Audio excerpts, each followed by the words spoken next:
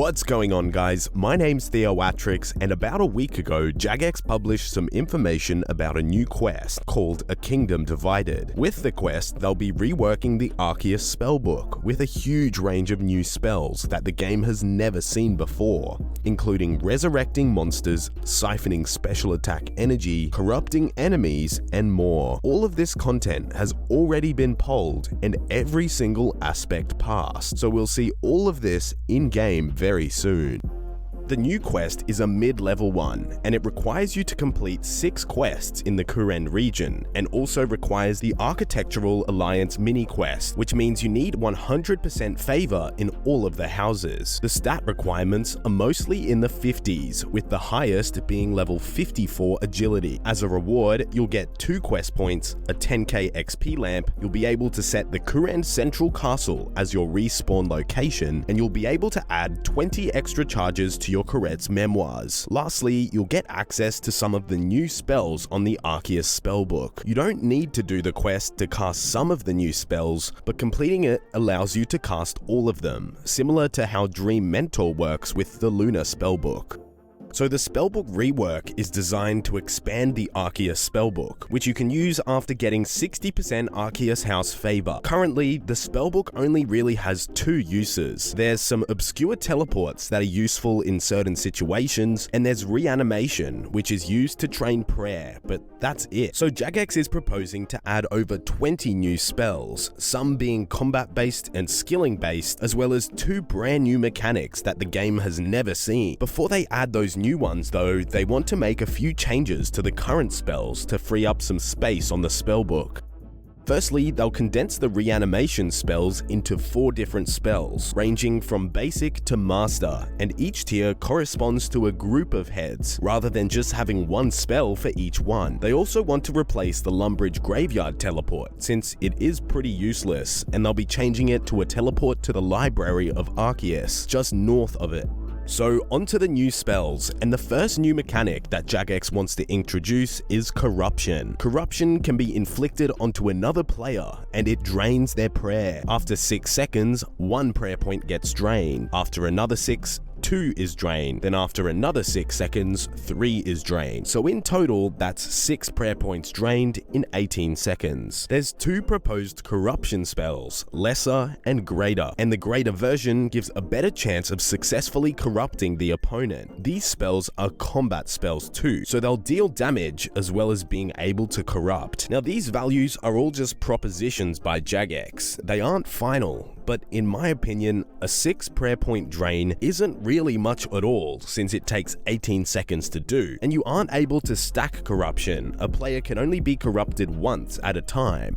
The next new mechanic with the Spellbook is Resurrection, and these bring undead monsters to life and makes them fight for you in combat. Casting Resurrection drains your prayer points, and of course also needs runes. Once something is spawned, it lasts for 0.6 seconds multiplied by your magic level. So with 30 magic, it would last 18 seconds, and at level 99, it would last 59.4 seconds. The resurrected monster doesn't follow you around. Instead, it wanders the area that it was spawned and attacks any monster that you attack, so it's not limited to just one fight. Resurrecting will work almost anywhere in Runescape, so you'll be able to use it when fighting bosses or on a Slayer task, but it won't work in PvP. I also assume that it won't work with certain bosses, like possibly in the Fight Caves or the Inferno. There's been 3 proposed spells. Firstly, Resurrect Ghost, which requires only 38 magic, and the ghost will have a max hit of 1 and ignores the defense of the opponent. Then there's Resurrect Skeleton at level 57, and this has a max hit of 2. Then lastly, Resurrect Zombie, which has a max hit of 3 at level 76 magic. All of these monsters attack every 2.4 seconds, so at the same speed as a whip or a scimitar. As you can tell, these resurrected monsters aren't very powerful. If you have 60 magic, so if it lasts for 36 seconds and you resurrect a skeleton, the maximum amount of damage that it can deal in that time is is 30, and that's assuming that it hits a 2,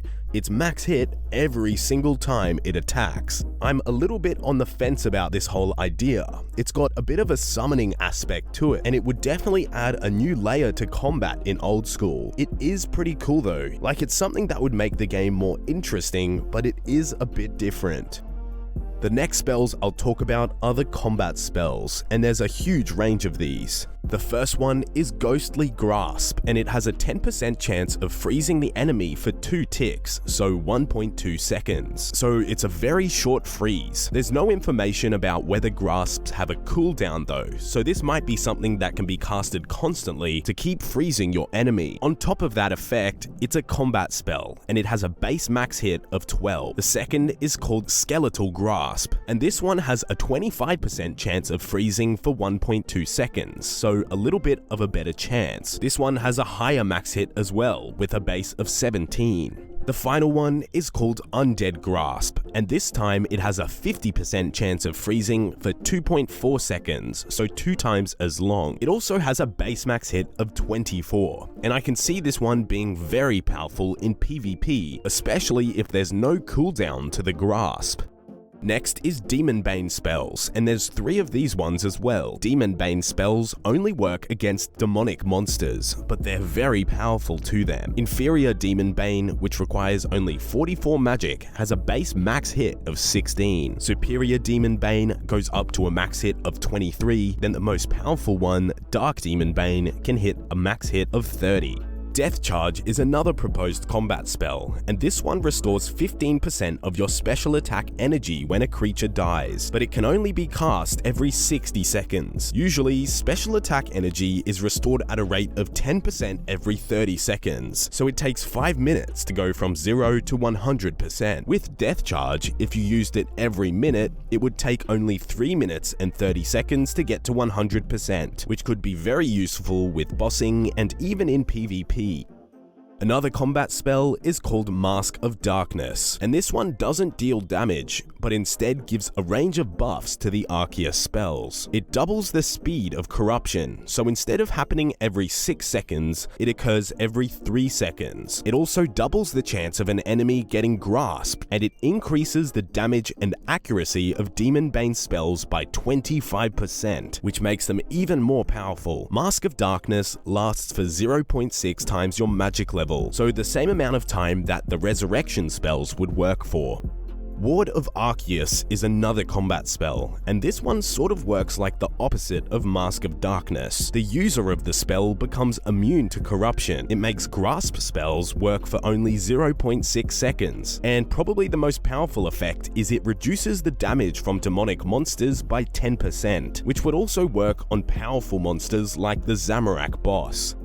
Another proposed combat spell is called Dark Lure, and this one doesn't seem to deal any damage, but it has a strange power. It prevents monsters from fleeing when they're low on health, so this would stop things like ghouls, imps, or unicorns from running away. It can also be used to lure hunter implings towards you, so it has a bit of a skilling aspect as well. And this leads me to the final category, the skilling spells. And the first one you unlock is at level 47 magic, called Shadow Veil. This gives a 15% chance to not get stunned and damaged when you're pickpocketing with thieving, and it lasts for 0.6 seconds times your magic level. The effect stacks with the Dodgy Necklace and the Arty Diary, so this has the potential to be really good for thieving training.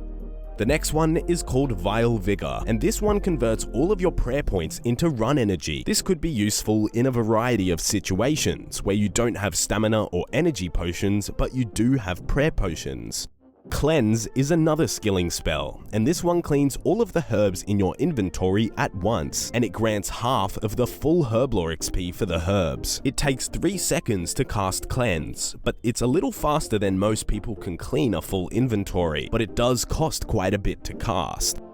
The next one is called Demonic Offering, and this one converts 3 demonic ash from your inventory into prayer points, and also gives 3 times the burying prayer XP. Demonic ash is a new item that I'll talk about in a minute, but before I do, there's the last skilling spell called Sinister Offering, and this one converts 3 bones into prayer points, and gives 3 times the XP as well. It gives 1 prayer point for most of the bones, then the higher level bones give 2 prayer points each. 3 times the prayer XP is pretty good as well, because currently the Gilded Altar gives a 3.5 times XP boost, so a 3 times boost is pretty close.